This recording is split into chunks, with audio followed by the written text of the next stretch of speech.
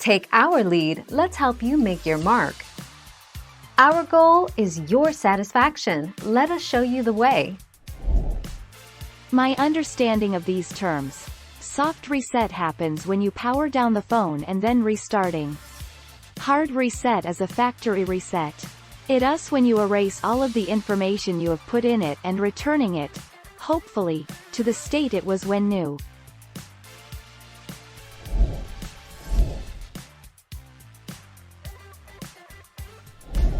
Let's help you make your mark. Improves smartphone performance. This is by far the most significant benefit when it comes to hard reset your smartphone.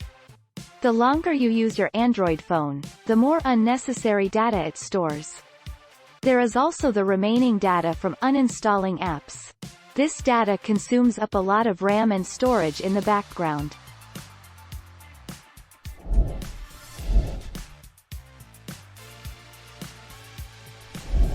Let's help you make your mark.